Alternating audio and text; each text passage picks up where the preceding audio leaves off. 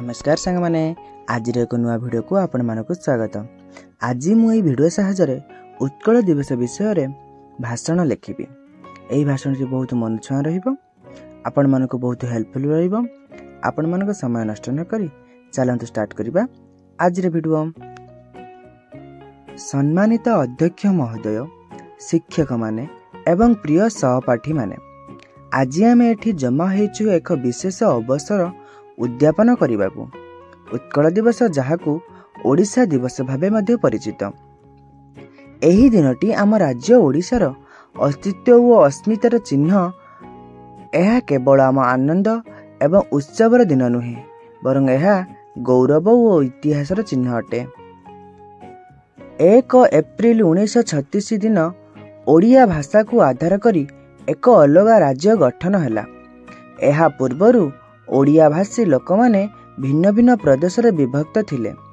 तेबे उत्कल गौरव मधुसूदन दास, गोपबंधु दास, महाराजा कृष्णचंद्र गजपति एवं अन्यान्य अग्रणी व्यक्ति मानक अविरत प्रयास रे ओडिशा एक स्वतंत्र राज्य होई परिला।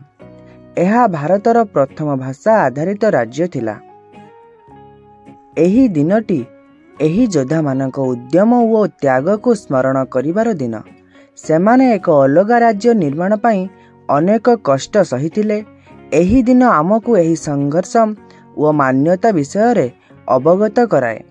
यह एक गौरव और गौरवमय अनुभूतिर अवसर। ओडिशा केवल एक भौगोलिक अंचल नुहे, एही भूमिर संस्कृति, अभिज्ञता एवं ऐतिह्य पूरा भारत रे प्रसिद्ध।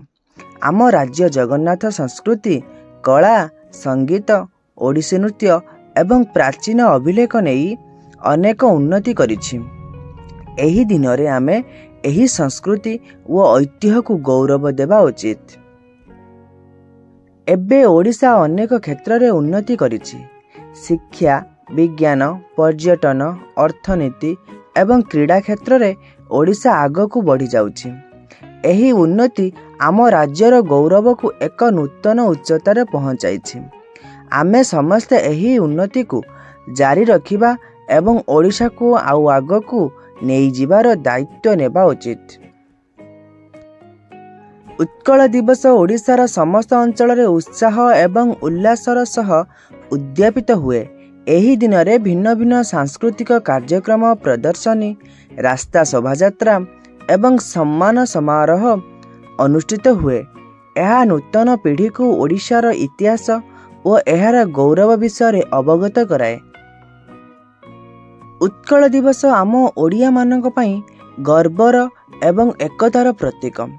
एही दिन आमको आम राज्यर एही गौरव एवं एहार इतिहास संपर्क रे अनुप्रेरित करे। आमे एही अवसर रे शपथ नेबा उचित जे आमे आम राज्य को आउ आगकू नेई जिबाकू एवं ओडिशार उन्नति रे अवदान देवाकू प्रतिश्रुति हेबु।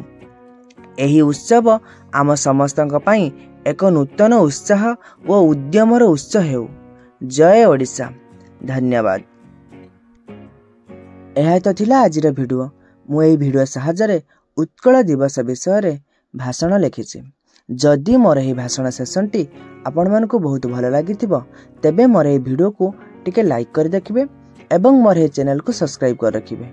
मु एही भली नुआ नुआ वीडियो बनै एतिरे अपलोड करिबि। रहुछि। धन्यवाद।